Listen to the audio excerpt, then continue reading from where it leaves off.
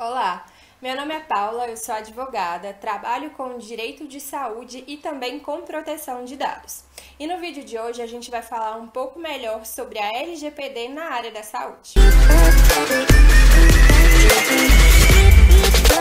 Enquanto a maioria dos outros profissionais tem os dados comuns, como a maioria dos dados coletados, dentro da área da saúde, a maior parte dos dados coletados são o que a gente chama de dado sensível. O dado sensível, ele é uma subcategoria do dado pessoal e eles têm um cuidado muito maior na hora da sua coleta, do seu armazenamento, do seu tratamento como um todo. Por quê? Esses dados eles podem ser usados para discriminar uma pessoa e são dados que, se eles se perderem ou que se eles forem vazados, eles podem causar um problema muito maior.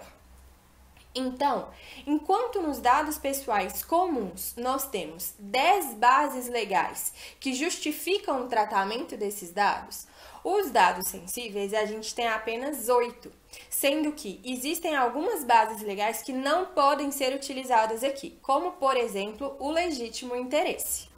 Então, em relação às bases legais, eu vou destacar 3, que são as que mais serão usadas. Não quer dizer que só essas vão ser usadas dentro da área da saúde, mas são as 3 que a gente mais usa, que é a tutela da saúde, o consentimento e a obrigação legal. E existe mais ou menos uma regra que a gente consegue aplicar para saber qual dessas bases que vai ser utilizada quando a gente estiver falando de dado sensível. Sempre que tiver uma obrigação legal, a base que a gente vai usar é a base legal de obrigação legal. Por quê? Se existe uma obrigação imposta pela lei, eu não tenho a opção de não seguir aquela lei, não é mesmo? Eu vou ser obrigada a coletar aquele dado. Então, no caso dos profissionais da saúde, eles vão ser obrigados a coletar aqueles dados. E eles vão ter que seguir as regras que a lei ou uma normatização ou o conselho deles vai impor. Então, eu vou dar um exemplo para que fique bem fácil da gente entender. Os médicos, eles são obrigados a fazerem o prontuário dos pacientes dele. Então, o médico, na hora que ele for examinar um paciente, ele vai ter que anotar o nome do paciente, ele vai ter que anotar o que o paciente está sentindo, ele vai ter que anotar a história pregressa do paciente, o que está acontecendo com ele e o que ele vai ter que fazer para resolver aquele problema. Esse prontuário, ele tem que ser feito por uma imposição legal. Então, não faz sentido que o médico peça o consentimento do paciente para tratar aqueles dados do paciente. Porque se o paciente falar, eu não quero, o médico não vai poder atendê-lo, sabe? Então, não faz sentido ser o consentimento. Também não faz sentido ser a tutela legal, a tutela de saúde, né? Por quê?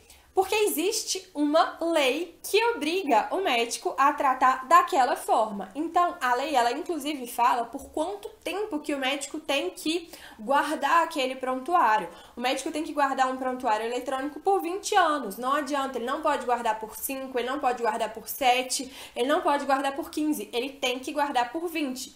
Então, se a legislação que obriga todo aquele tratamento do momento da coleta até o momento de jogar ele fora, né? A base legal correta para se usar ali vai ser a obrigação legal. Então, todas as vezes em que estiver sendo feito um mapeamento de dados e que tiver que colocar a base legal, é muito importante que seja feita uma análise de toda a legislação, de toda a parte normativa, de toda a parte dos conselhos, para que o consultor consiga entender quais são as regras daquela área específica, para ele conseguir ver qual que é a base legal certa para aquele dado. E aí, quando que a gente vai usar a tutela da saúde, então? Quando não tiver uma legislação específica, em geral se usa a tutela da saúde. E aí você pode ficar um pouco na dúvida, né? Vai ser a tutela da saúde ou vai ser o consentimento? E aí você vai ter que analisar muito o caso concreto, porque às vezes a lei obriga a ser o consentimento. Então você tem uma imposição legal, contudo a imposição legal já fala que o consentimento é necessário. Vou dar um exemplo. um médico, ele tá tentando descobrir a patologia do paciente dele, ele tá um pouco na dúvida do que o paciente tem. Então, o médico, ele resolve entrar em contato com um médico patologista à distância. E essa distância, agora com a pandemia, a gente descobriu que não precisa ser uma distância muito longe, né? O outro médico, o médico patologista, ele pode estar até em Belo Horizonte também.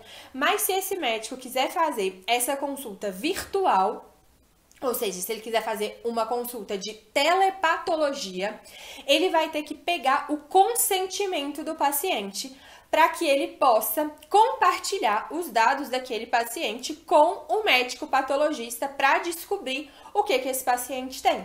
Então, na hora que ele for enviar para o patologista as imagens do paciente, ele vai ter que enviar também os dados do paciente. Por quê? Porque a lei obriga. E esses dados são dados sensíveis, porque eles são dados de saúde. E aí o paciente precisa dar um consentimento expresso, explicando que ele concorda com aquele compartilhamento. Então, nesse caso, o consentimento, ele é necessário por uma obrigação legal. Contudo, a base legal não é obrigação legal, é consentimento, porque a lei fala que precisa do consentimento do paciente. Agora, em outras situações em que o médico ele vai precisar fazer o tratamento daquele dado, e eu falo médico, mas pode ser qualquer outro profissional da saúde, tá? Ele precisa fazer o tratamento daquele dado, mas o consentimento às vezes não é a melhor base legal, aí a análise do caso concreto vai te mostrar que a melhor base vai ser a tutela da saúde. Por que o consentimento não necessariamente é o melhor? Porque o consentimento, ele pode ser revogado e ele tem que ser livre e expresso, ou seja, o paciente, o titular de dados, ele tem que poder escolher não dar o consentimento. E o não dar o consentimento não pode ser eu vou ser atendido ou eu não vou ser atendido, entende? No caso, por exemplo, da telepatologia, o paciente pode pegar e falar para o médico, não, eu não concordo que você envie o meu exame para esse médico. Eu prefiro procurar um outro médico para tentar descobrir a minha doença, para tentar descobrir o meu diagnóstico. Então, o paciente, para ser usado o consentimento, ele tem que poder estar no controle dos dados dele. Não pode ser, e eu gosto muito de usar como exemplo a política de privacidade do WhatsApp, que é ou eu vou entregar todos os meus dados para você, ou eu não vou usar o aplicativo. Isso não é consentimento. Isso é praticamente você obrigar a pessoa, é praticamente uma coação, né?